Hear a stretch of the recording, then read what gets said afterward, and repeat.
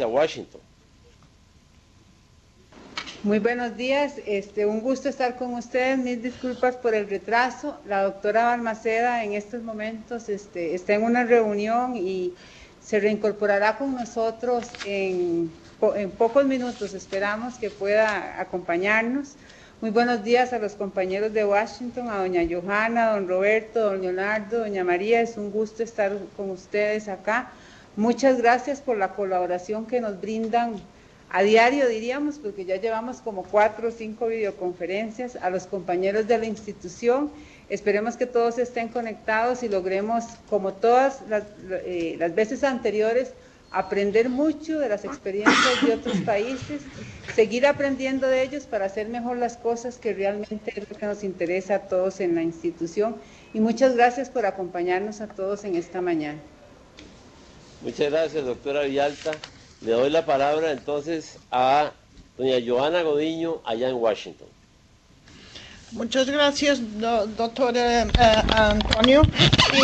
Yo soy Joana Godiño, la gerente de salud de América Latina en el banco, y estamos trabajando con WBI y con los países en las cuestiones del derecho de salud. Y estamos trabajando más en América Latina con Colombia y con Uruguay, mas con WBI también estamos trabajando en Costa Rica y en otros países, en Brasil también. Tengo mucho gusto en estar aquí y aquí en Washington tenemos María Luisa Escobar, tenemos Leonardo Cubillos, tenemos Antonio Paniagua y Jill Calarsen. Y los cuatro que estamos aquí en Washington. Me gustaría mucho de dar la bienvenida a todos en Costa Rica, una gran audiencia, y en Uruguay también a la doctora Silvina. Muchas gracias de estar aquí. Quería solamente decir unas breves palabras acerca del asunto del derecho a la salud y de las listas de espera.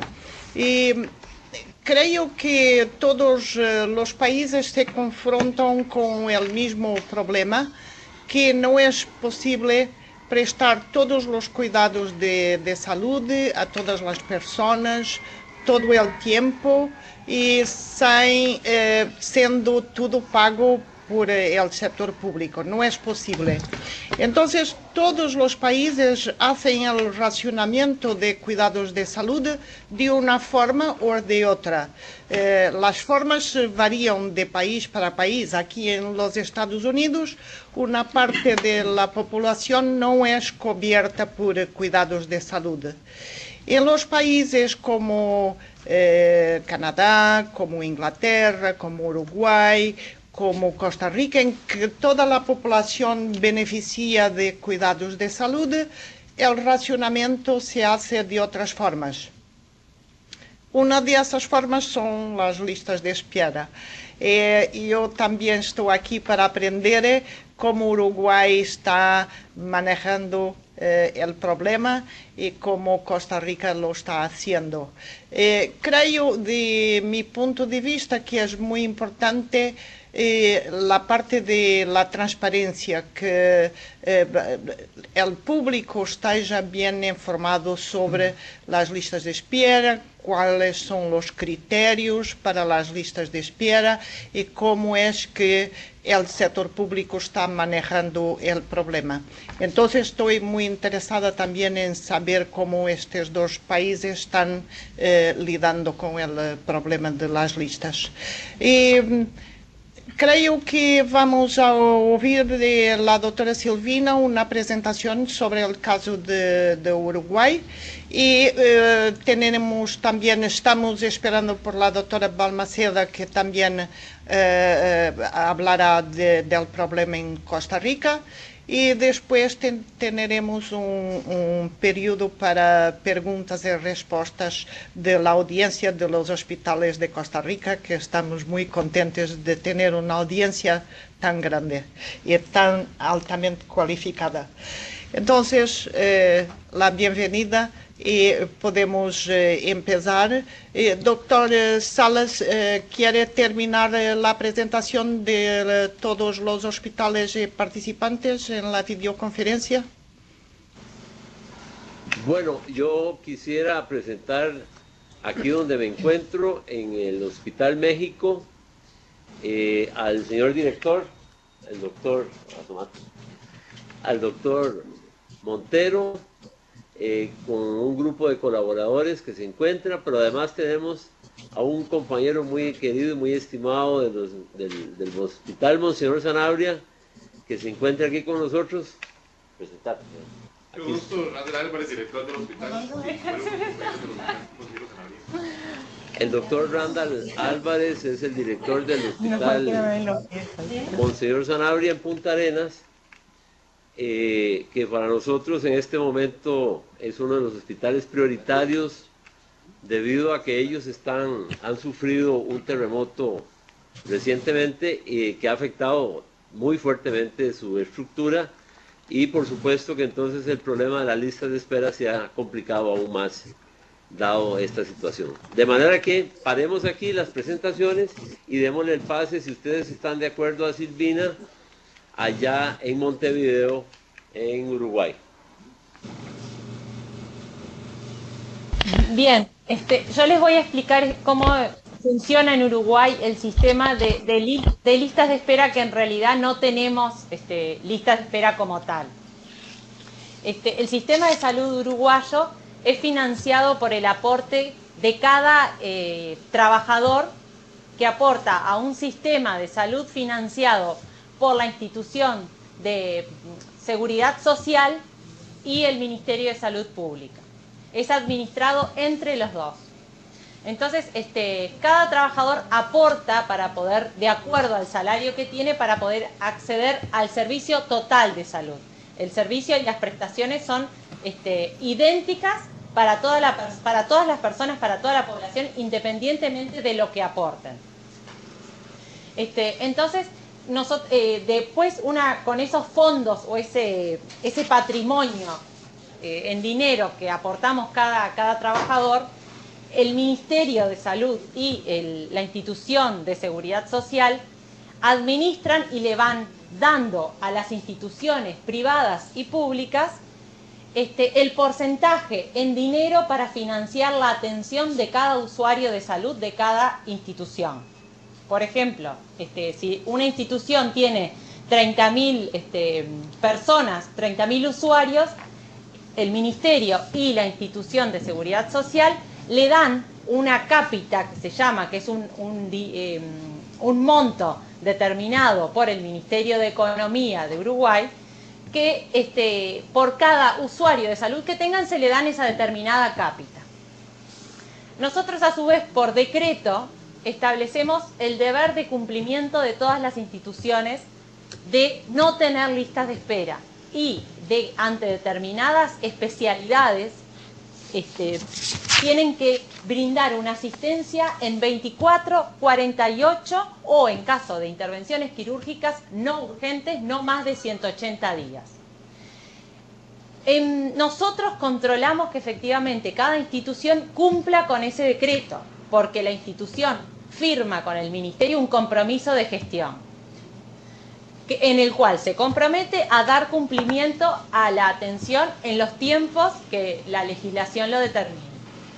Entonces, el sistema de por sí no permite que las instituciones tengan lista de espera, porque ante una posibilidad de incumplimiento en los plazos de atención de las especialidades o intervenciones quirúrgicas, el Ministerio aplica como sanción el no darle esa cápita a la institución.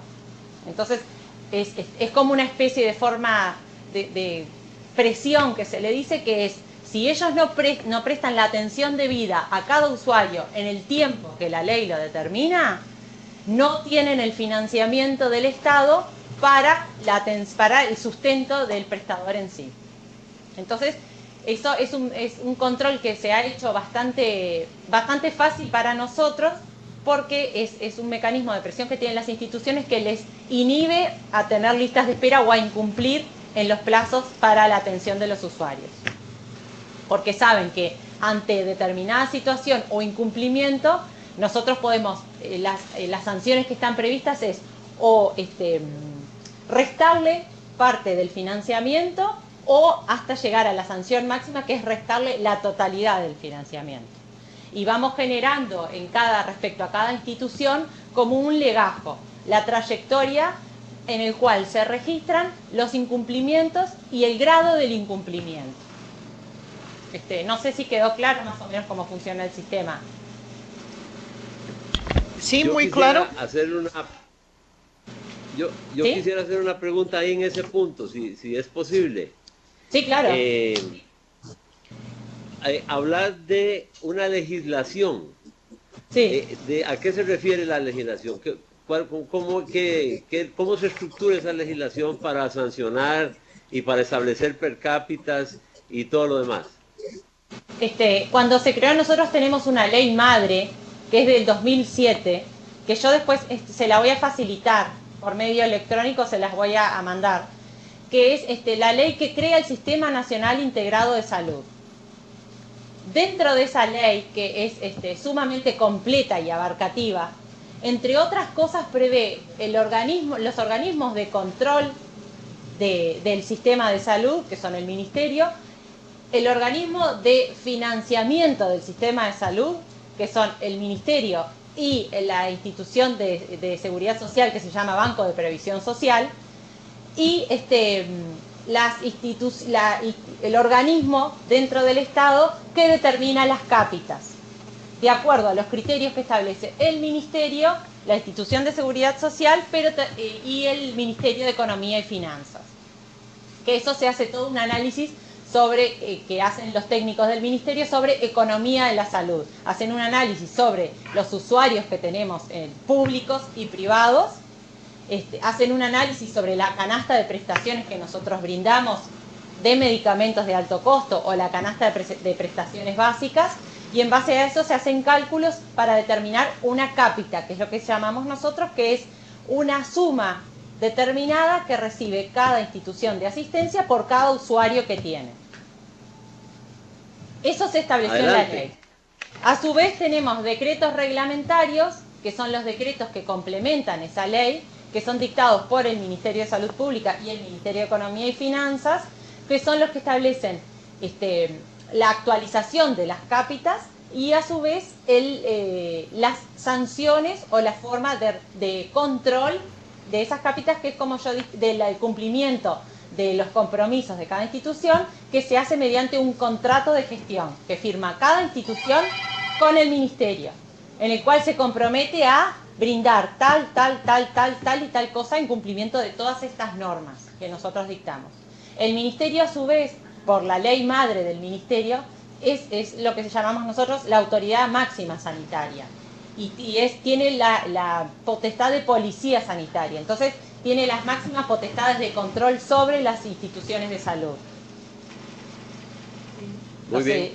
Gracias. A su vez, eso también está garantizado por la Constitución. La ley madre del Ministerio que le pone en ese puesto de policía sanitaria también está apoyado por la Constitución. Entonces, en realidad el Ministerio tiene una gran capacidad y un gran poder de contralor sobre las instituciones, que mediante este sistema creado por la ley y complementado por los reglamentos, le permite, se creó o le permite ir aceitando este mecanismo de control que permite que las instituciones no se demoren o no tengan las listas de espera, salvo que sean en los plazos que los propios decretos determinan. Que yo después les voy a facilitar para que puedan tener el acceso a los decretos y a la ley madre que crea el Sistema Nacional Integrado de Salud. Perfecto, adelante. Gracias. No sé si tienen alguna otra pregunta, pero ese es básicamente, nosotros, por suerte, este sistema se cumple mucho, sí, básicamente por el principio de que las instituciones no pueden darse el lujo de restar su financiamiento, porque como independientemente del patrimonio que tienen propio, ellas básicamente se financian por el Estado. Es el Estado el que le va dando los fondos para que cada institución se pueda financiar. Se cortó la comunicación. Yo no los veo a Costa Rica. Sí, por aquí estamos. La doctora Vilalta. Sí. ¿Podemos continuar? ¿El doctor Salas está en línea? Sí, aquí estamos. Yo los estoy viendo. Bien. Entonces podemos continuar. No sé si quedó claro o alguna otra pregunta que tengan. Sí, pero no sé si vos terminás tu presentación y luego hacemos las preguntas. ¿Te parece? Básicamente, la presentación es explicando nuestro sistema, sería eso, ¿no? Por eso la duda es a ver si tienen algún tipo de otra pregunta o experiencias. Las experiencias que hemos tenido son bastante satisfactorias por el hecho de que si nosotros llegamos a sancionar a las instituciones restándole el financiamiento, ellas no pueden, dejan de ser sustentables. Y a su vez nosotros estamos constantemente analizando la sustentabilidad de las instituciones también. Entonces es todo un sistema que está muy complementado sobre los mecanismos de control que tiene el Ministerio. Gracias, Silvina. Se acaba de incorporar ahí al doctor Rodolfo Hernández, si lo podemos ver, el doctor Rodolfo Hernández del Hospital Nacional de Niños, que lo acabo de ver por ahí. Un saludo, Rodolfo. Muchísimas gracias. Estamos incorporados desde el inicio, solo que pues, no nos vieron ahí en la pantalla. Yo tengo algunas inquietudes para entender mejor la presentación de la doctora. Ella menciona que este sistema de salud que hace un contrato con cada uno de los hospitales públicos y también privados, y les da un monto a todos, tanto públicos como privados. ¿Qué ve entonces el sistema público y qué atiende el sistema privado? Es la misma canasta. Y la otra pregunta es que mencionó que efectivamente tienen una canasta de prestación de servicio y le llamó la canasta cara o elevada y la canasta básica. Me gustaría que nos explicara un poco más en esos aspectos. Gracias, Rodolfo. Sí, gracias. Sí, nosotros en nuestro sistema de salud, cada usuario puede elegir atenderse en el sistema público o privado. Cada usuario es libre de elegir el sistema público o privado mediante los aportes que él hace.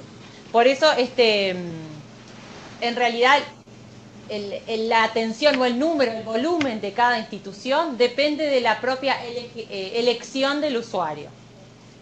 Respecto a las canastas, nosotros tenemos lo que se llama formulario terapéutico de medicamentos, que es una canasta especial que solo se refiere a medicamentos de alto costo y medicamentos financiados por la institución, en los cuales los financiados por la institución, como mismo dice el nombre, son financiados por la institución, y los de alto costo son financiados por una oficina administradora de recursos que se llama Fondo Nacional de Recursos. Aparte, nosotros tenemos una canasta más abarcativa que se llama PIAS, que es el Programa Integral de Asistencia en Salud. Ese Programa Integral de Asistencia en Salud, que fue creado inicialmente por decreto y se va actualizando anualmente a medida que van surgiendo prestaciones de salud que se cree necesario incorporar, ese abarca no solo medicamentos, sino abarca todo tipo de prestaciones, análisis clínicos, básicamente todas las prestaciones que necesariamente cada institución debe brindar al usuario, que tiene que ser obligatoriamente eso, son siempre pisos, nunca techos. Cada institución tiene la facultad por ley de ir más allá de esas canastas de prestaciones. No sé si quedó claro en ambas preguntas. Sí, puede ser. Una pregunta tuya. Silvina, tal vez una pregunta aquí desde el Hospital México. Sí.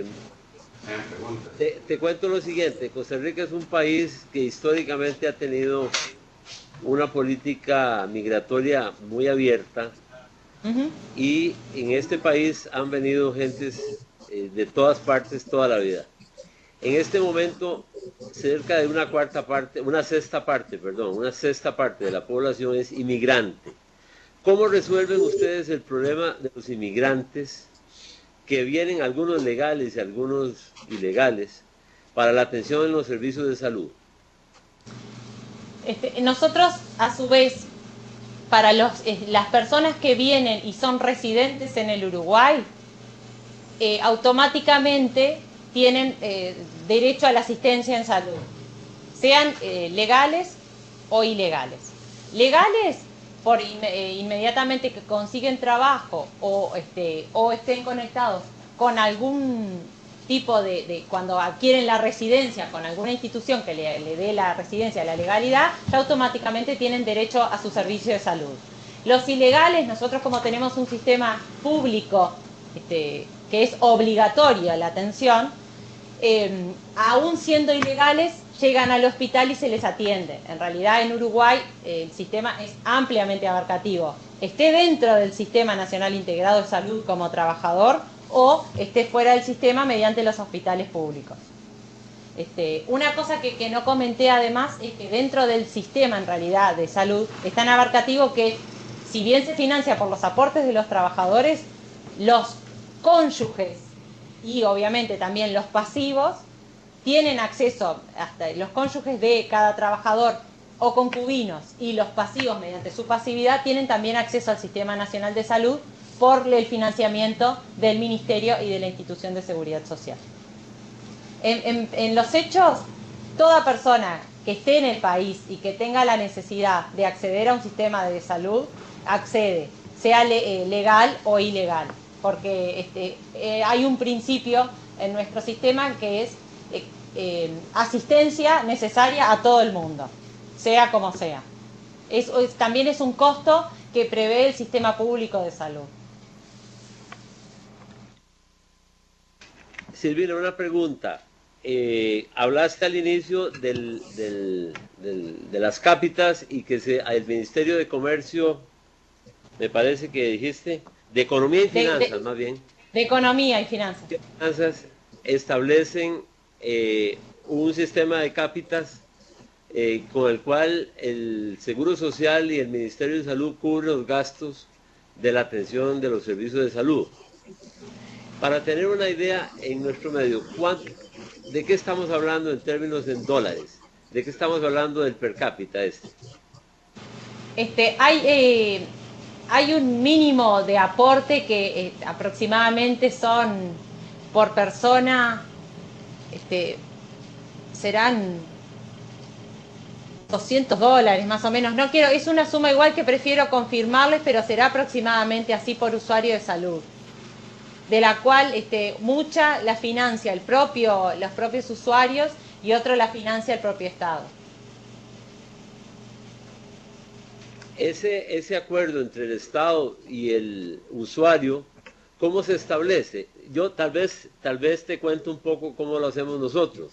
En el caso nuestro, los costarricenses que estamos en edad de laborar y de trabajar en el sector público-privado, cotizamos dentro de una tabla de cotización que está establecida para todas las actividades, ¿verdad? Hay un porcentaje de los ingresos que se definen para el financiamiento de los servicios de salud. Es un sistema de seguridad social, ¿verdad? El Estado cotiza también, o contribuye más bien, contribuye con un porcentaje como Estado y como patrono, ¿verdad? De las dos maneras, como Estado y como patrono. Y los patronos, por su parte, contribuyen con un porcentaje establecido por ley. Entre los tres, igualmente, hacemos un fondo nacional de salud, con el cual se financian los servicios de salud. En el tiempo han pasado dos cosas. que hemos ido incrementando la cobertura gradual a más y más grupos de la población, y por otro lado, los porcentajes se han mantenido prácticamente constantes. Entonces, eso ha creado un desbalance muy importante entre ingresos y egresos. O sea, los ingresos crecen más lentamente que cómo crecen los egresos. Este también es un sistema como el de ustedes, en el cual la cobertura es total a todos los servicios. Por ejemplo, todos los pacientes con cáncer, para decir y mencionar enfermedades crónicas degenerativas que son de alto costo, todos están cubiertos. Están cubiertos todos los pacientes, qué sé yo, los cardiópatas, los hipertensos, los diabéticos, etc. Sin embargo, como digo, en el tiempo se ha creado un desequilibrio financiero que gradualmente nos ha llevado a un problema de poder seriamente asumir el costo de la atención a toda la población del país. Esa es un poco la situación nuestra ahora. ¿Qué es lo que ocurre? Se van creando listas de espera en la medida que no podemos tener más instalaciones, más profesionales, más técnicos, ¿verdad? Que aumente esa oferta de servicios de salud, y en ese desbalance se crean las listas de espera. Entonces, el aporte del Estado, el gasto total en salud en este momento anda alrededor del 7.5% del Producto Interno Bruto, que es una suma bastante importante. Sin embargo, no es suficiente. No es suficiente en este momento. ¿Cómo lo tienen ustedes eso allá planteado? En nuestro sistema también se hace el aporte cuando cada trabajador pasivo o residente, generalmente la máxima regularidad se hace por los trabajadores o por los pasivos o quienes reciben una pensión, por medio de ese banco de previsión social que es el organismo financiador de seguridad social. Entonces, si es dependiente, el aporte lo hace el trabajador, el patrono y, bueno, parte la financia el Estado. Es un porcentaje determinado y fijo que dependerá si el trabajador tiene hijos o menores de 18 años de edad o incapaces a su cargo, o si no, si el trabajador tiene menores a su cargo, así sean o incapaces, así sea 1, 2, 3, hasta un máximo de 5, se le descuenta un 6% del sueldo a él. El patrono aporta otro porcentaje igual y el Estado lo mismo. En el caso de pasivos o pensionistas, también siempre que no tengan menores o incapaces a su cargo, es el mismo porcentaje si lo tienen, y si no lo tienen es un 4,5. El porcentaje siempre es igual del salario, así sea un peso o sea miles y miles y miles de pesos. Entonces, como es independiente del salario de cada persona, eso va generando una bolsa que basada en un principio de solidaridad. Todos aportamos para un mismo bolsón, que eso es lo que va a financiar las instituciones. Como las instituciones después se van a financiar y su financiamiento del Estado va a depender de la cantidad de usuarios que tengan, si ellos van aumentando a los usuarios, se le da más cápita, el Estado le da más. Si por ejemplo aumentan de un año, tienen 30.000 y el año que viene tienen 45, se le va a dar más porcentaje de dinero por esos 45. Entonces es lo que también le permite, de acuerdo a la demanda que tengan, ir construyendo o ir contratando mayores especialistas o mayores técnicos, o ir construyendo mayores instalaciones si es que lo necesitan. A su vez, los hospitales públicos, además de financiarse, los que integran el Sistema Nacional Integrado de Salud, además de financiarse con los recursos de los aportes de los trabajadores, tienen el financiamiento presupuestario. Nosotros tenemos acá un ACE, que es el rector de los hospitales públicos, de la mayoría de los hospitales públicos, que tiene presupuestalmente tiene a su vez presupuesto para asistencia médica. Entonces, como se prevé que es en los hospitales públicos lo que puedan tener más cantidad de población asistencial, incluyendo a aquellas personas que no están en el sistema porque no trabajan en sí, se le prevé también un gasto más alto a ellos y un aporte más grande por parte del Estado. Hay otros 2 hospitales públicos que nosotros tenemos también que no integran sí integran el mecanismo de funcionamiento del sistema, pero no son financiados por el sistema porque son 2 hospitales que dependen de 2 ministerios. Entonces tienen a nivel presupuestario del Estado su propio presupuesto asistencial, que uno es hospital que depende del Ministerio del Interior, que es lo que es la policía uruguaya, y otro hospital que depende del Ministerio de Defensa, que es el Ejército uruguayo. Entonces, como el sistema de por sí previó que no exista en parte la lista de espera, porque a cuanto más demanda por un prestador, más cápita o más dinero le va financiando el Estado. Entonces le permite ir incrementando, si es que necesita mayor estructura edilicia o mayores técnicos. ¿Alguna pregunta? Tenemos preguntas aquí en Washington también. Sí. Podemos empezar. Mis preguntas me gustaría de saber si Uruguay tiene o no tiene listas de espera. Si con el sistema de incentivo negativo a los hospitales de no recibir en el cápita, se resolvieron el problema completamente. Y me gustaría de saber del lado de Costa Rica también, si tiene un problema, cuál es el tamaño del problema de las listas de espera, si tiene bases de datos con la información de las listas de espera, y si esa información es pública, si los pacientes saben cuáles son las listas de espera o no, y si el público en general tiene una idea acerca del problema. Doctora Silvina, ¿tiene listas o no resolvieron completamente el problema? No, nosotros resolvimos casi un 99% del problema. Alguna irregularidad que pueda haber, sobre todo en el brindar asistencia, ya le digo, se ha ido solucionando casi en su totalidad por el sistema propiamente, que las instituciones no quieren o le temen a tener reducidos sus ingresos o tener algún tipo de sanciones a nivel del ministerio. Así que se ha solucionado prácticamente en su totalidad. Lista de espera, de hecho, hoy no tenemos. Muy bueno. Y, doctor Salas, ¿podemos saber de Costa Rica cómo es que tiene una idea de la dimensión del problema?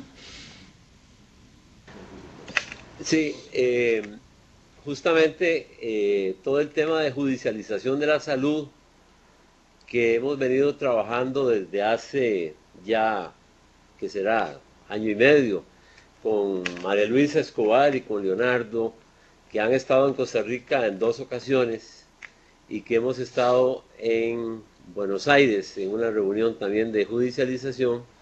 Justamente después del análisis del tema de judicialización, lo que queda claro es que ya no es tanto un problema de judicialización de la salud por falta o por dificultades de adquirir un medicamento de alto costo, como fue lo que sucedió al inicio, sino que ahora es por acceso a los servicios de salud, o sea, por problemas de lista de espera. Precisamente, y como uno de los acuerdos que se alcanzaron en estas reuniones de San José y de Buenos Aires, se decidió establecer este programa de videoconferencias con países que han o que están resolviendo los problemas de listas de espera. A mí me impresiona muchísimo saber que en el Uruguay no hay listas de espera, porque, por ejemplo, en las 2 videoconferencias anteriores con Chile, los chilenos mostraron que tienen listas de espera, pero que tienen una lista de espera regulada porque hay un plan de garantía de prestación de servicios que establece tiempos diferenciados por la emergencia del problema. Si es un problema muy emergente, se debe atender en los primeros días. Si es un problema que puede esperar, se puede atender hasta en 6 meses. Pero ellos tienen listas de espera. En el caso de Galicia, que fue la reunión pasada o la videoconferencia pasada, los gallegos nos contaron que ellos tienen listas de espera muy grandes y muy importantes, porque es un sistema de nuevo universal, muy similar al nuestro, que ofrece toda la prestación de los servicios como el nuestro, y entonces ellos tienen listas de espera muy grandes, pero que gracias a la protocolización que han iniciado de todos los problemas, tanto en el primer nivel como en el segundo nivel y el tercer nivel de atención, el nivel de complejidad, se ha logrado a través de un programa de protocolización de todas las entidades disminuir de forma muy significativa las listas de espera. Pero en el caso gallego igualmente tienen listas de espera. De manera que en el caso nuestro tenemos importantísimas listas de espera que varían por especialidad y por nivel de complejidad. Aquí mismo el señor director del Hospital México, el doctor Montero, me hacía la consulta de que cómo será que se maneja el tema del financiamiento del Uruguay para entenderlo por niveles de complejidad. Si yo me presento en el primer nivel de atención a una clínica con un tumor, ahí a esa clínica le están financiando por un per cápita determinado la atención. Bueno, pero el tumor debe ser referido a un tercer nivel de complejidad para ser trabajado. Entonces, ¿cómo se manejarán esos per cápitas para poder cubrir un primer nivel de atención y un tercer nivel de atención cuando el problema es una leucemia o un linfoma o un problema de esta magnitud o enfermedades degenerativas? Entonces, sí, a la pregunta, ¿tienen lista de espera? Claro, tenemos enormes listas de espera. Es uno de los problemas más serios de acceso a los servicios de salud. Y justamente por eso estamos tratando de conocer otras experiencias. Muchas gracias, doctor Salas. Yo conozco un poco del sistema de Costa Rica. Estuve un par de veces en Costa Rica trabajando con la señora ministra de Salud y con la doctora Balmaceda. Y estamos empezando a trabajar con la Caja precisamente para dar un poco de asistencia para resolver el problema que ha mencionado de la diferencia entre las cotizaciones y el costo de la prestación de cuidados de salud y los déficits que eso origina. Y esperamos de trabajar con vosotros durante el año próximo y de dar asistencia técnica para ese problema. Mas lo que estaba intentando de saber es si tiene bases de datos sobre las listas de espera y si la información, los reportes de las bases de datos, si son partilhadas con el público y con los pacientes. Mas voy a pasar también a María Luisa, Leonardo, que tiene un par de preguntas también. Gracias. Álvaro, si me permites, quería preguntar a Silvina cómo funciona el sistema de información para que ustedes conozcan con exactitud en qué institución se demora la prestación de un específico servicio más de 24 horas o los 180 días que mencionaste. Entonces quiero entender un poco cómo funciona en el día a día el sistema de información y quién maneja eso y al nivel, ¿cómo sabes tú sobre todos los hospitales del país? Y también Leonardo tiene otras preguntas. No sé, Álvaro, si quieres recoger las preguntas de acá y te lo pasamos o como tú quieras. Sí, tal vez le damos la palabra a Silvina a ver si nos contesta esa primera pregunta. Sí, bien. Nosotros acá en el Ministerio le obligamos a que cada institución mensualmente firme una declaración jurada sobre los puntos que constituyen el compromiso de gestión. La atención de sus usuarios, en qué consistió la atención, que especifiquen las especialidades. En el compromiso de gestión se establece muy detallado qué es la información que ellos tienen que brindar. Mensualmente ellos nos establecen la cantidad de mujeres, la cantidad de hombres, las especialidades, en cuál hubo más demanda, en cuál hubo menos demanda, si hubo algún inconveniente con alguna especialidad. Y esa información nosotros mensualmente, vía electrónica, la recibimos y tenemos una base de datos sobre la situación mensual de cada institución de salud. Es a su vez una obligación de cada institución pública o privada que integra el Sistema Nacional de Salud, brindarnos esa información mensual. Y es el Ministerio de Salud el que la maneja, en un departamento que se llama específicamente Economía de la Salud, que hace todo el análisis de las prestaciones que realmente cumple el prestador, cada prestador individualmente. No sé si fue contestada la... Sí, me parece muy interesante y me parece, o sea, yo me estaba imaginando un poquito eso en mi propio país, ese sistema exposed, y me daría un poquito de preocupación de que funcionara bien, porque el incentivo realmente es para que te va mal si vas a contar cuántas horas te demoraste o cuántos días o demás, ¿no? Entonces, pero veo que pues en el sistema de ustedes es bastante diferente y los hospitales pues realmente pueden reportar las dificultades que han tenido, aunque vayan a tener una reducción de su presupuesto. Periódicamente, a su vez, nosotros hacemos, hay un cuerpo de fiscalizadores que se llaman, que también inspeccionan independientemente de la información o la declaración jurada que cada institución nos manda. Este cuerpo fiscalizadores, que son inspectores, hacen periódicamente citas a cada institución de salud para vigilar que se den los cumplimientos, además de los edilicios básicos y de asistencia, que efectivamente se dé cumplimiento a la información que ellos nos brindan.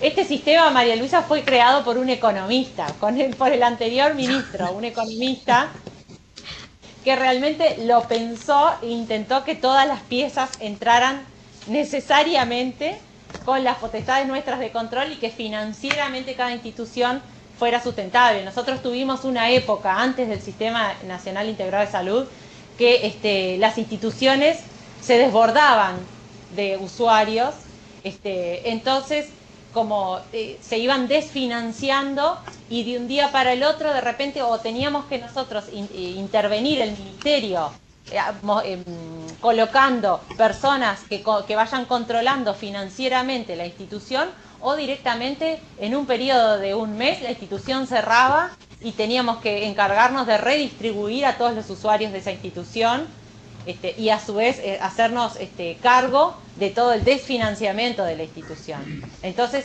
ante esa problemática que veníamos teniendo desde una crisis económica que tuvimos alrededor del 2001-2002, en el 2003 aproximadamente 2004 se empezó a pensar todo este sistema. El que fue después se fue como instrumentando y definitivamente se comenzó a aplicar con una ley que el Parlamento aprobó en el 2007. Y básicamente tiene como un alto contenido social porque se basa en principios de solidaridad y equidad y un alto contenido de sustentabilidad económica, porque de hecho, como te digo, fue pensado por un economista que se especializa en políticas sociales. Gracias, no, me alegro que los economistas no somos tan malos. Álvaro, tengo un par de preguntas, no sé si este sea el momento o más tarde, pero cuando tú digas. Sí, dale, claro. Silvina, son 4 preguntas como en línea, así que te las voy a formular en el orden que creo que pueden ser lógicas. Entiendo que la relación entre el ministerio y cada hospital está fijada por un contrato que tiene unas metas. Entonces la pregunta es, ¿qué procesos técnicos se tienen para fijar esas metas técnicas? Y si esas metas son iguales para todos los hospitales en el Uruguay, o si varían de acuerdo con la provincia. Esto lo pregunto atendiendo un poco que el tamaño del Uruguay, en términos de población al menos, es similar al de Costa Rica. Entonces, esa primera pregunta tiene como dos pedacitos. Uno, ¿cómo se fijan esas metas técnicas? Y si esas metas técnicas son iguales para Montevideo y para el interior, o varían de acuerdo a la región. Primera pregunta. La segunda pregunta es si esas metas técnicas se revisan en el tiempo, es decir, si una vez ustedes reciben estos autorreportes juramentados que tú contabas que estableció Daniel Olesker y los fiscalizan, si utilizan esa información para hacer una revisión de las metas, para ajustarlas hacia la alza o hacia la baja. Esa es la segunda. La tercera pregunta es, esta información es de alguna manera muy poderosa para saber la calidad de atención que brinda un hospital. ¿Utilizan ustedes esta información para liberarla al público, para permitir que el público comprenda la gestión hospitalaria de una manera más amplia y permitir que mecanismos de transparencia permitan a la población uruguaya escoger entre prestadores privados y públicos? Y culmino con la última, cuarta pregunta, y es, para que este incentivo funcione, como es un incentivo financiero, debe tener de alguna manera algún impacto en el PIG de los hospitales, en el estado de pérdidas y ganancias. Del total de los ingresos, ¿de cuánta plata estamos hablando como porcentaje en el caso de que haya una sanción por inoportunidad en la prestación? Estamos hablando de un 10%, de un 15%, de un 20% o de un 50%. Esas son las cuatro preguntas. Discúlpame que sean tan largas. No. En cuanto a la primera pregunta, las pautas son fijadas en base a criterios técnicos, bueno, los criterios básicos de la OMS y criterios técnicos médicos sobre qué calidad o qué nivel de atención queremos dar. Y a su vez en criterios obviamente políticos, cuáles son las prioridades de salud que el gobierno se establece. Además de las básicas, ¿qué vamos a priorizar? De acuerdo, siempre apoyadas obviamente en coordinación con criterios técnicos. ¿Cuál es la población que tenemos? ¿Qué tipo de afección es la que más es común? De acuerdo a la generalidad. Nosotros no tenemos mucha diferencia regional, ni tenemos mucha diferencia étnica, ni tenemos diferencia de clima o diferencia de situaciones geográficas. Somos muy homogéneos. Entonces, en realidad también eso nos facilita de que las políticas sean únicas y comunes a todo el prestador público o privado de Montevideo o del interior. Pero básicamente se fijan en los criterios técnicos internacionalmente establecidos y a nivel nacional, de acuerdo a nuestra población, y criterios políticos de prioridades que quiere dar el Ministerio. Siempre pensando en el nivel de atención y la mejora en la calidad del nivel de atención. Hay un principio que lleva a cabo el Ministerio desde esa ley del 2007, que la ley se lo impone a su vez al Ministerio, que es siempre ir mejorando la calidad del nivel de atención. Desde la prestación en sí del médico, la relación médico-paciente, como la atención del prestador de salud con el usuario en general, desde facilitar el trámite administrativo dentro del prestador de salud, que le sea fácil el acceso si tiene la medicación, que la farmacia lo pueda tener disponible, que eso también controlamos, que la medicación básica y necesaria lo tenga cada farmacia. Entonces, los criterios de compromiso de gestión se basan básicamente en eso, en las afecciones y en la mejora de la calidad del nivel de atención. Si se revisan, sí se revisan anualmente y también a medida que vayan surgiendo imprevistos, también tienen la posibilidad de ser revisados. Son revisados en el sentido que son analizados, si amerita el cambio en algún tipo de compromiso de gestión, de algún término del compromiso de gestión o no. Si liberamos la información, en realidad esa es una información como es declarada, nosotros a nivel nacional, por ley, tenemos una ley de acceso a la información que nos facilita o nos faculta a que determinada información la declaremos confidencial o sensible. En este caso, como atañe a cada prestador y la información que nos dan es muy intrínseca y tiene que ver además hasta con los estados financieros de cada institución de salud, es información que nosotros la recibimos, la analizamos y el análisis que hace el Ministerio sí lo hacemos, lo volcamos a la población periódicamente, pero no la información en sí. El Ministerio lo que hace es, en base a la información que recibimos, analizamos esa información, la desmenuzamos y hacemos un informe en base a los criterios técnicos y políticos del Ministerio. Y eso sí lo hacemos público porque periódicamente estamos haciendo jornadas o talleres o actividades de información de la población sobre sus derechos de salud, sobre la situación del sistema de salud.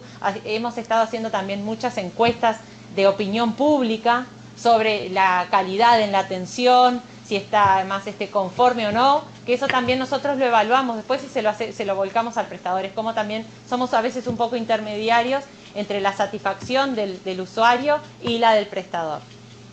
Y creo que estaba ahí, ¿alguna pregunta me quedó en el tintero? Silvina, gracias por las 3 primeras respuestas. La última pregunta era la proporción de la sanción financiera como porcentaje total de los ingresos del hospital. La sanción es variable, depende de la gravedad y de si es primera vez o última. Puede ser de la más menor y que sea por primera vez, que puede ser una observación en el expediente del prestador, o sea, en el legajo, o puede ser la más grave por primera vez, que es una suspensión temporal hasta el 50% del aporte. O puede ser, en el caso que sea tercera vez de haber sancionado, de haberse incumplido, de acuerdo a una graduación, si es menor, mayor o grave, en el caso que sea tercera vez, por ejemplo, una sanción grave que consideramos grave, de acuerdo al compromiso de gestión, la tercera vez o más, se le suspende totalmente el financiamiento. Que eso para el propio prestador supone o que se financie por recursos propios, que tenga que él tener más allá de lo que es el sistema, o que tenga que cerrar. Pero hay toda una graduación.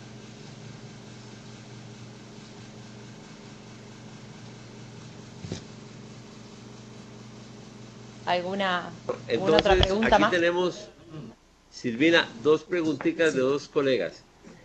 Doctor Montero, adelante. Gracias. 3 preguntas concretas. 1, ¿cómo hacen la distribución per cápita en los diferentes niveles de resolución?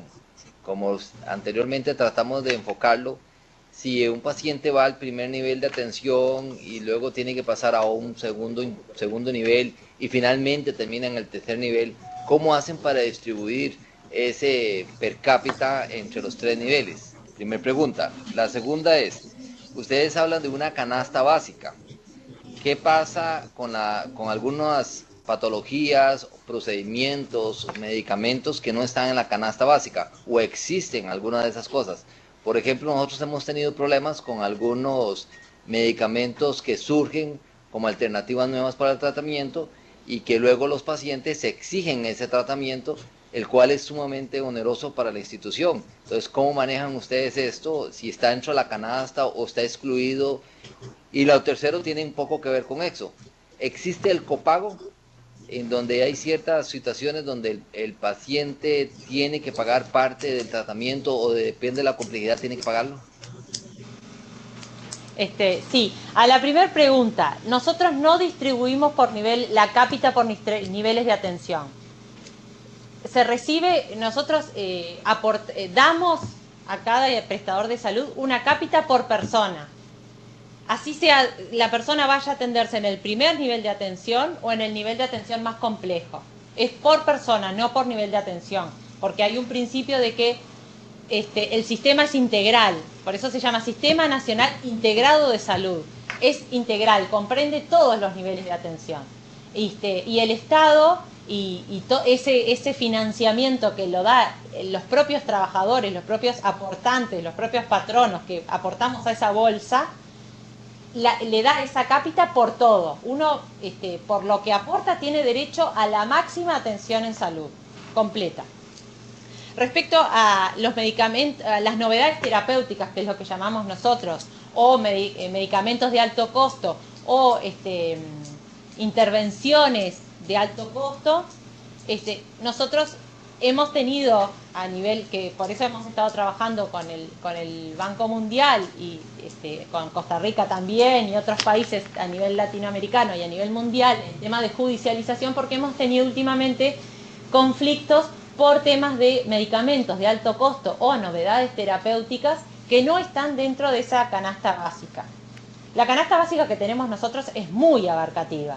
Incluso y el formulario terapéutico de medicamentos que prevé esos medicamentos de alto costo es muy abarcativa, pero si han surgido estas ultisísimas novedades terapéuticas que generalmente son para cuidados paliativos, como en medicamentos oncológicos, o intervenciones que son novedosísimas, que son han pasado como endoprótesis aórticas muy tecnológicas, de alta tecnología médica, que el sistema ahí no los cubre. Los puede cubrir el prestador de salud al cual cada usuario pertenece porque tiene la facultad de cubrirlos, pero como no tiene la obligación en sí, no los cubre.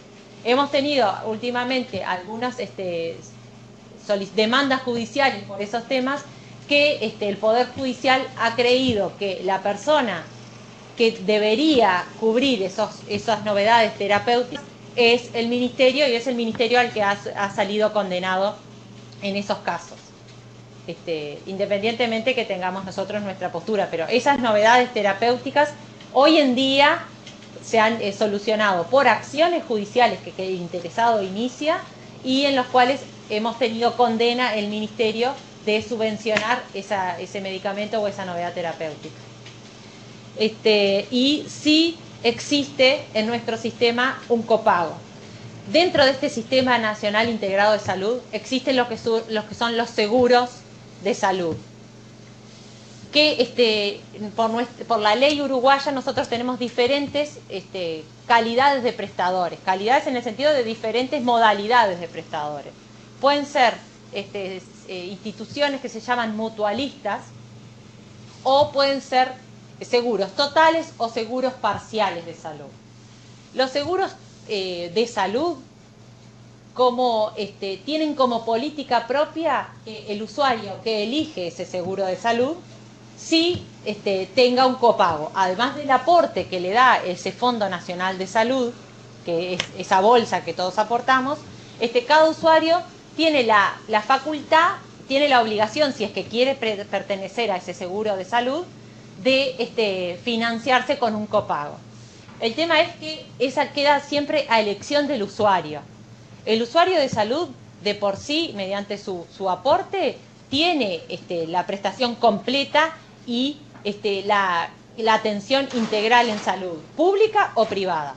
Nada más que estas instituciones que son privadas y se constituyeron como seguros de salud, si el usuario quiere, que generalmente se destacan más bien por la hotelería, porque la asistencia y las prestaciones son iguales, porque por ley deben ser iguales.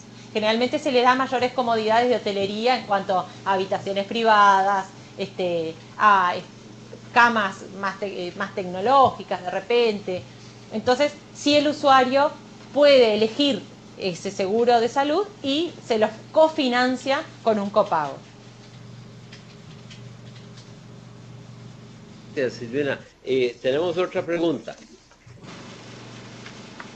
Silvina, por lo expuesto, me da la impresión que el modelo de salud de Uruguay cubre toda la demanda de la población en servicios de salud, el 100%.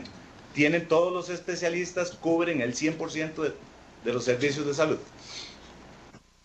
En los plazos que nosotros determinamos. Hoy cuando se hablaba de listas de espera, nosotros no tenemos listas de espera porque nosotros establecemos plazos máximos para la atención, en la cual lo regulamos y lo fiscalizamos que cada prestador deba cumplir en ese plazo que nosotros establecemos de acuerdo a cada especialidad.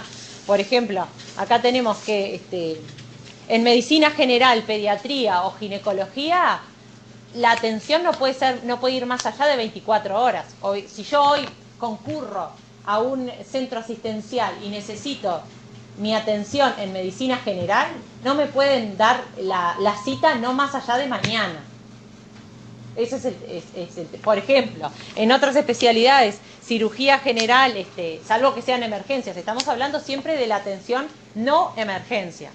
Cirugía general básica, si yo hoy concurro y al médico y me dice que necesariamente tengo que ir con un cirujano general, no puedo demorar más allá de 2 días, pasado mañana. Y así nosotros, de acuerdo a las especialidades que más necesidad hay en la población y que son más básicas, hemos establecido un plazo.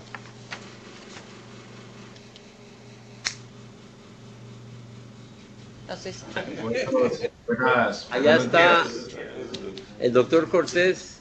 A ver si nos quiere hacer una pregunta. Adelante, doctor Cortés.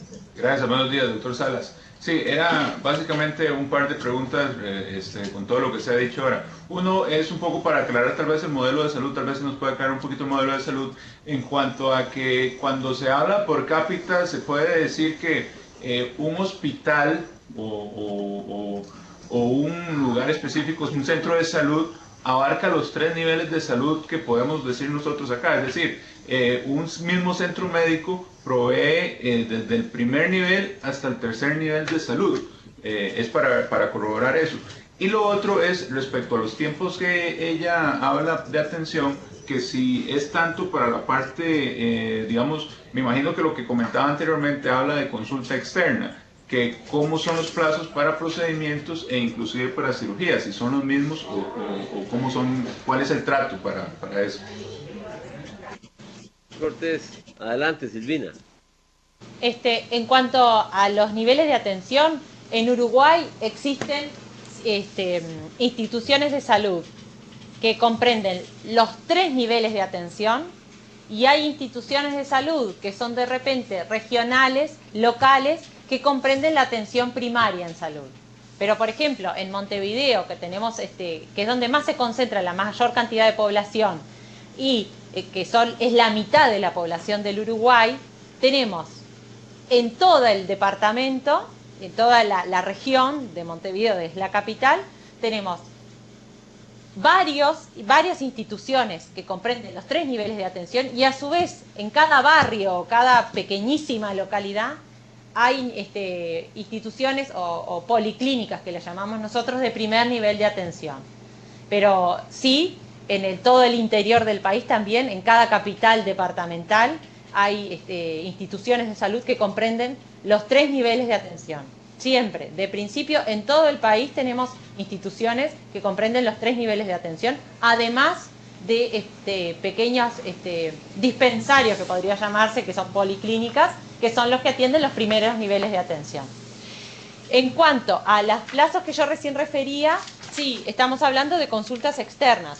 En cuanto a los procedimientos quirúrgicos que se consideran no urgentes, establece también este decreto que deben coordinarse en un plazo no más allá de 6 meses. No puede exceder los 6 meses en procedimientos quirúrgicos no urgentes. Obviamente que en emergencias o procedimientos quirúrgicos urgentes se atiende inmediatamente. Ya, gracias. ¿Alguna otra pregunta de los colegas allá en Neily, en Nicoya, San Carlos, San Ramón?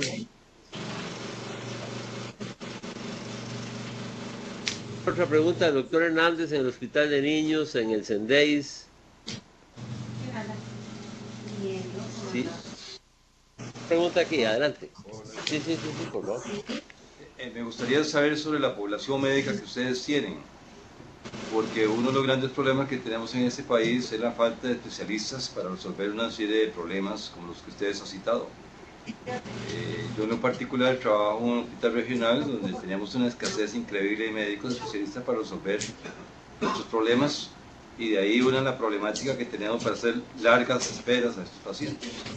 No tenemos esa capacidad resolutiva, digamos, como para ver el paciente de un día para otro y menos de una semana. ¿Cómo hacen ustedes? ¿Tienen una sobrepoblación médica para poder atender realmente estas diversidad de situaciones que se dan? Nosotros acá en Uruguay en realidad sí tenemos un alto número de población especializada. Sin perjuicio de ello, hay determinadas especialidades que han surgido con problemas porque las especialidades o el número de egresados por cada especialidad depende de lo que es la universidad pública, que a su vez establece un número limitado de egresados por año. Entonces, el ministerio, ante esa situación, por ejemplo, en especialidades como anestesia o oftalmología en un tiempo también, hubieron problemas también con pediatría en estos últimos tiempos. Lo que hemos hecho el ministerio en conjunto con la facultad es ir armando nuevas cátedras, que se llama, de egreso, para que ir ampliando el cupo de especialistas que egresan por año. A su vez, nosotros hasta hace un poco tiempo también habíamos tenido problemas por la superpoblación de médicos en la capital. Entonces también el ministerio, ante esa problemática y previendo otro tipo de problemáticas que pudiera haber, conminamos o obligamos a que cada médico necesariamente tenga una parte de su atención en el interior. Entonces también motivamos a su vez financieramente a que los médicos puedan egresar al interior con mayores salarios o eso, para que también cubran el nivel de atención en el interior. Hasta ahora no hemos tenido nuevos problemas en cuanto a las especialidades ni en cuanto a insuficiencia de atención. Ok, gracias. Joana, habías preguntado y yo no te había contestado la pregunta sobre las listas de espera en Costa Rica, en el sentido de que si existen bases de datos que tengan la información. La respuesta es sí. Cada hospital nuestro conoce y sabe de las listas de espera que tiene para cada una de las especialidades. No sé si me estás escuchando, Joana. Sí, estamos escuchando con mucho interés. Ahora no. Ahora no. Hay un problema. Ahora sí. Ahora sí. Ahora sí. Ok, entonces para decirles, cada de los 29 hospitales que tenemos en la red pública de servicios de salud, cada hospital sabe y conoce las listas de espera que tiene.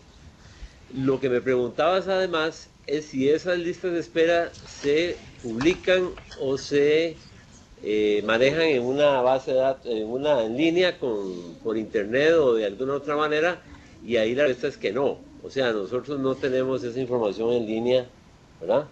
No se le puede acceder a los pacientes. A ninguna, de ningún otro medio.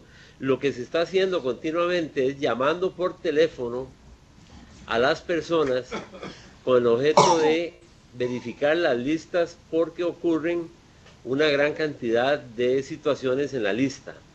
La gente se opera en otro lugar, la gente consigue cupo en otro hospital de la red. En Costa Rica este es un país muy pequeño y todos nos conocemos y todos tenemos un pariente en otro hospital, y entonces voy y me voy a operar a otro hospital, ¿verdad?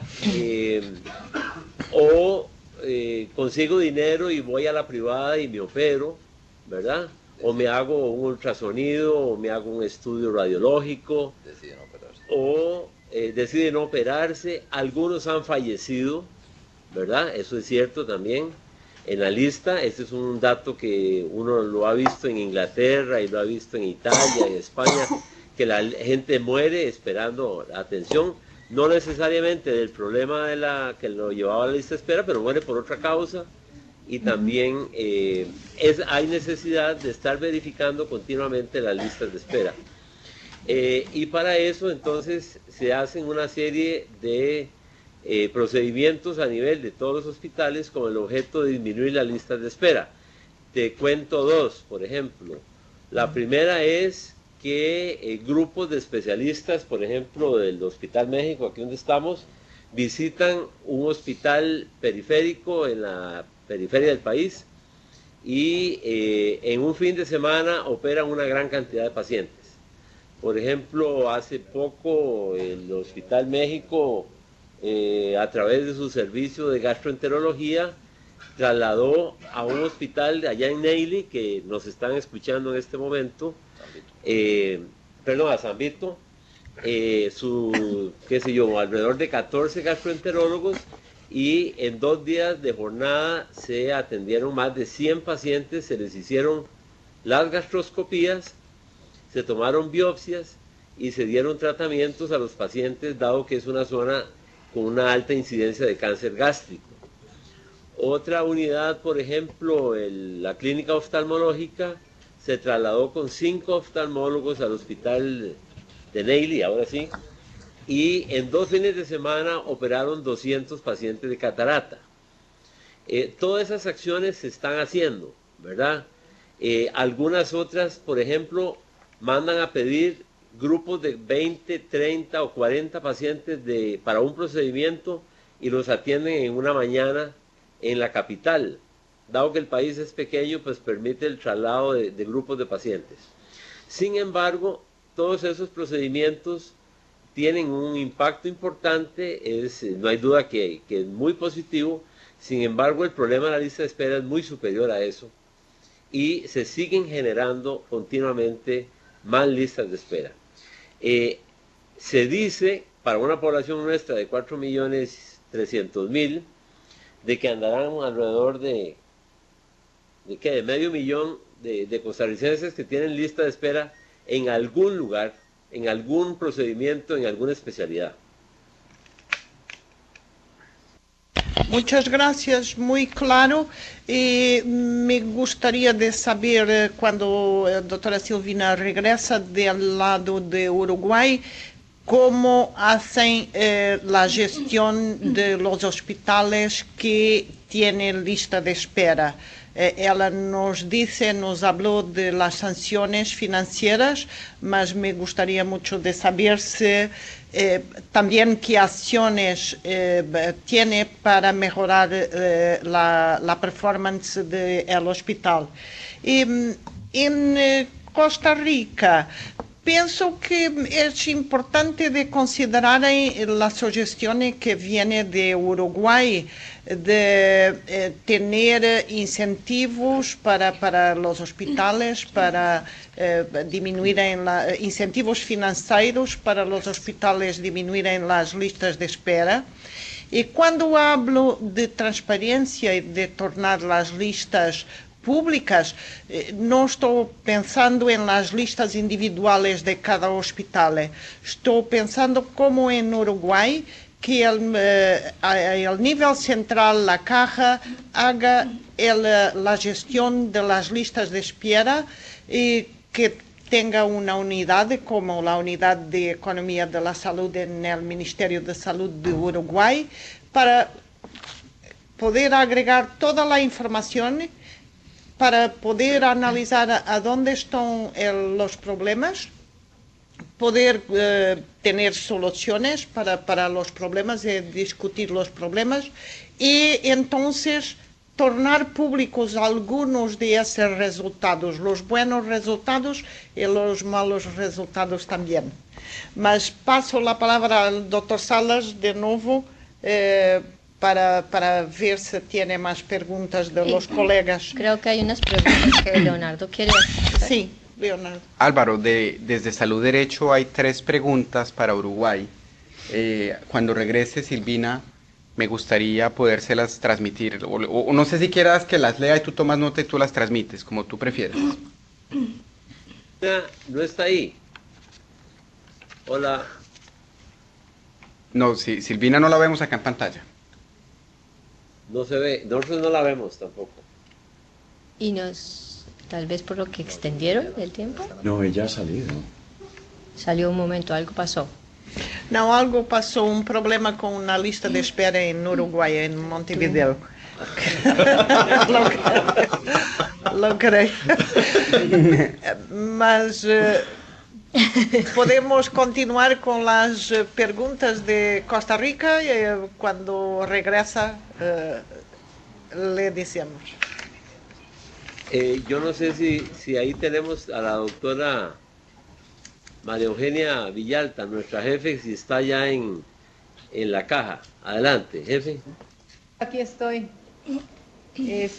Realmente muy importante, me pareció impresionante el que hayan eliminado las listas de espera. Tal vez es un sueño que algún día se haga realidad en Costa Rica, pero nosotros tenemos una demanda realmente muy abierta para los servicios de salud y va a ser difícil. Sin embargo, nos gustaría contar con la legislación y los decretos que tienen en Uruguay y hablar con la doctora Silvina de qué forma nos hace llegar si cuentan con protocolos que pudiesen ayudarnos a nosotros a mejor gestionar la lista de espera en este país.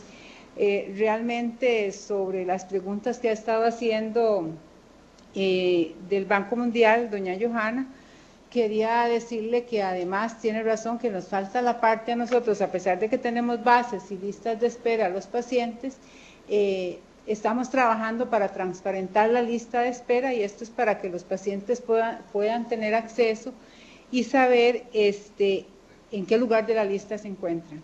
Eso es importante porque para nosotros transparentar la lista de espera y ver que se está gestionando, el paciente tiene que saber qué lugar ocupa en la lista y ese es el paso que estamos dando. Tenemos que mejorar mucho los sistemas de información porque eso nos permitiría gestionar más, pero sobre todo transparentar la lista de espera y es algo que estamos discutiendo en los últimos días con los expertos en informática y también con los técnicos del área médica para ver de qué forma nosotros logramos tener un sistema de información al que todos podamos tener acceso, tanto los usuarios de los servicios de salud como los prestadores de servicios.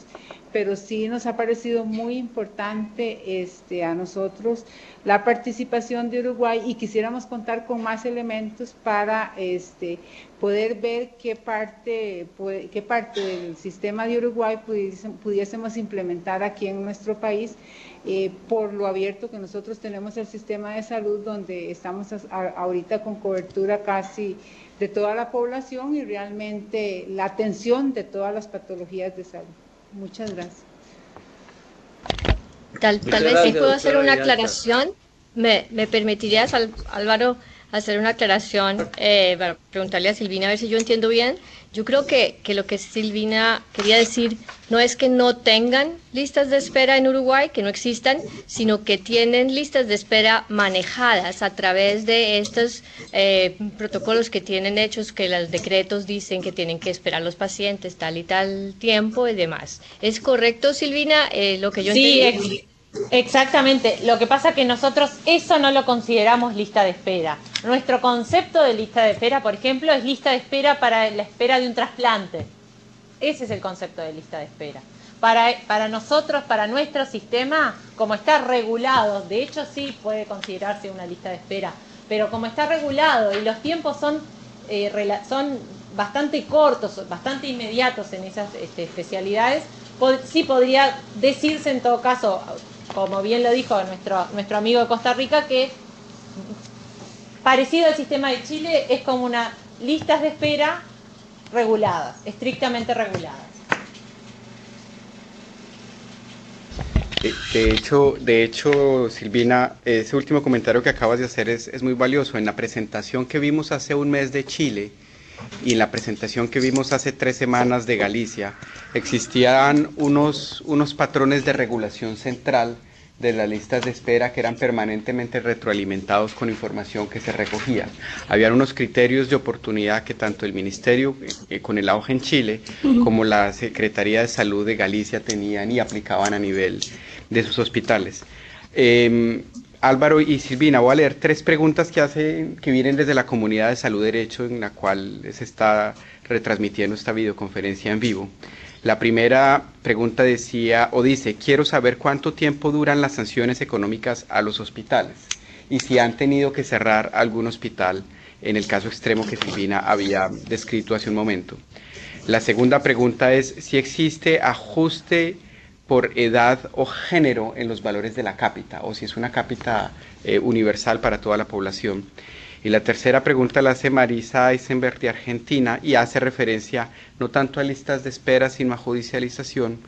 Y te pregunta, Silvina, ¿cuál es la postura que tienen ustedes en el ministerio sobre la judicialización de esos medicamentos de alto costo que no están contenidos en el FTM?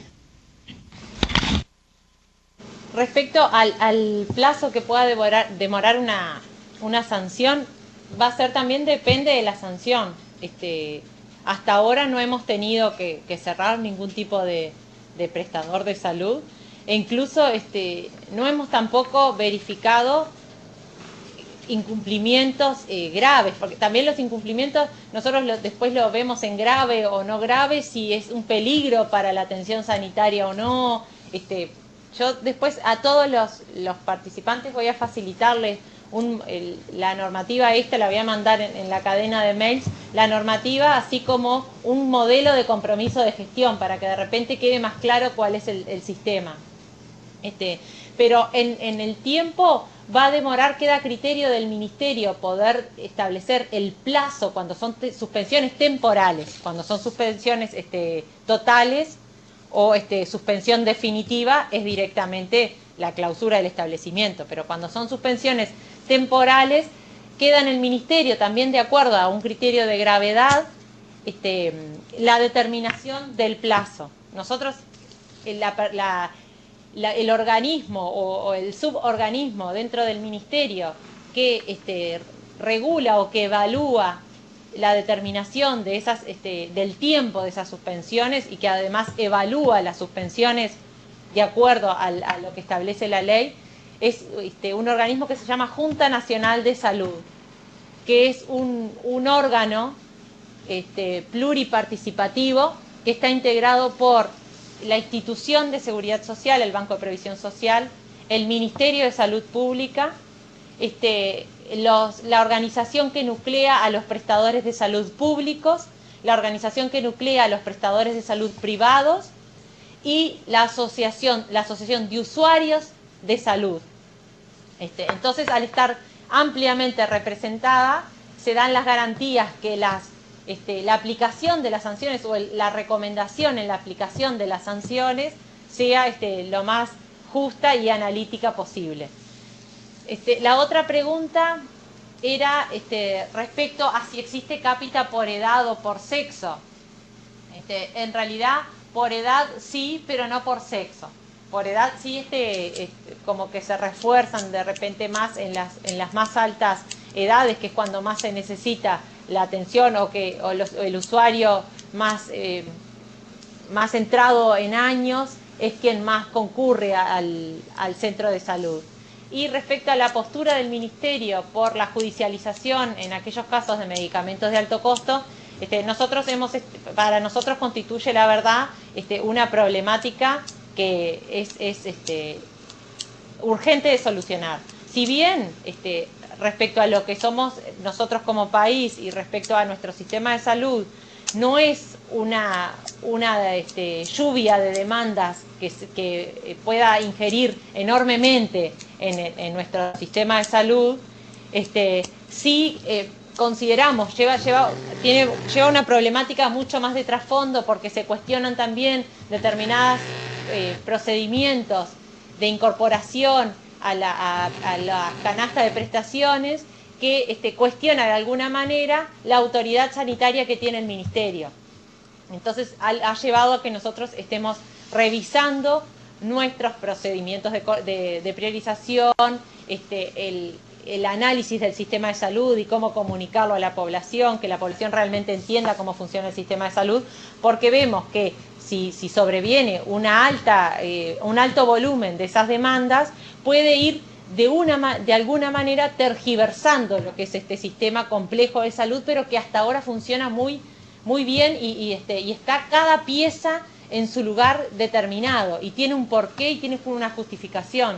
Si nosotros vamos mediante la justicia incorporando medicamentos que por criterios estrictamente técnicos y de costo-beneficio no se han incorporado, vemos que ese sistema de salud se va tergiversando y por intermedio del Poder Judicial se va ampliando, lo que lo va degenerando también. Entonces, en parte, esa también es la postura que el Ministerio ha tenido respecto a estos casos de judicialización. No sé, ¿alguna otra pregunta más?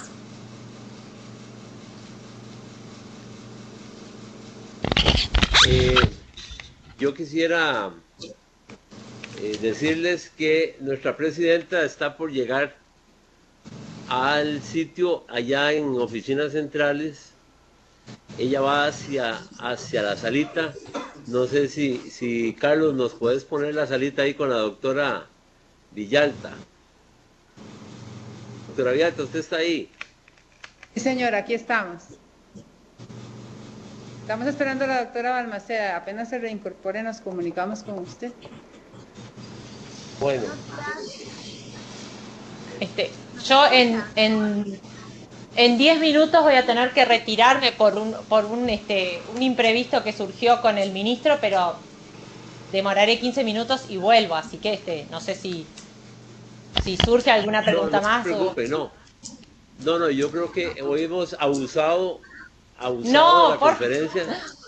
Por favor, bien abusado. Llevamos más del tiempo usual, ya vamos por 1:40.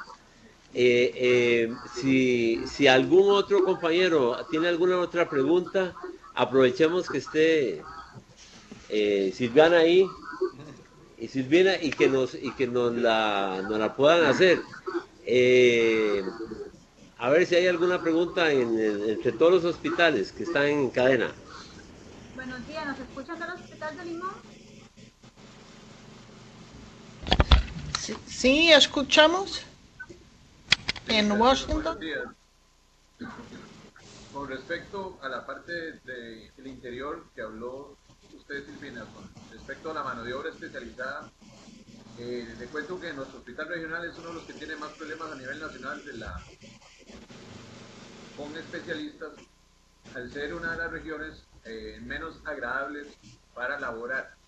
Con respecto a lo que usted hablaba, ¿hay algún incentivo especial que reciben esos médicos? Usted decía que cuando tenían problemas en el interior, para hacerlos llegar a estas partes. Y lo otro es que si al mismo tiempo la medicina privada y la medicina pública a nivel de las zonas del interior, de las más alejadas, coexisten los dos, y dan los 3 niveles de atención, desde el primario hasta el nivel más complejo en las partes del interior, o solamente hay públicos o privados, porque en el caso nuestro, en esta parte del Caribe, no hay medicina privada, ni estructuras, ni hospitales privados que tengan un tipo de atención en el caso que se pueda dar. Entonces, si nos podría ampliar en esos dos aspectos. Sí, nosotros en Uruguay tenemos una coexistencia en la atención de salud que la hace los hospitales escuela en el interior. Hay muchos hospitales escuela en los cuales se preparan a los médicos en esos hospitales, y como parte de la formación académica se le obliga a la atención en salud en el interior del país. Entonces, necesariamente el último año de medicina, que es la práctica, íntegramente práctica, de los 12 meses, 4 meses tienen que necesariamente hacerlo en un hospital del interior. Entonces, ahí hay un aspecto cubierto. Además, el Ministerio ha implementado políticas de incentivo a que los médicos vayan al interior mediante una remuneración más alta en los hospitales públicos, y en algunos casos obligarle a que determinadas especialidades, un porcentaje de las especialidades, estén cubiertas en el interior. Y en cuanto a los niveles de atención, nosotros en todo el país tenemos niveles de atención, como le decía, del tercer nivel o del primer nivel, o que atiende a todos los niveles, y conviven en cada localidad, público y privado, tanto en la capital como en cada uno de los departamentos, que es lo que nosotros dividimos nuestro país en regiones, se llaman departamentos, y necesariamente siempre coexisten un hospital público y el hospital privado. Nosotros También Uruguay tiene una facilidad, como lo explicaba antes, demográfica, porque somos muy homogéneos, y una facilidad geográfica, que también nosotros tenemos prácticamente el mismo clima en todo el país, no tenemos diferencias en cuanto a zonas erosionadas o inhóspitas, entonces también eso facilita para que la gente de por sí no tenga los máximos inconvenientes de ir a trabajar al interior del país.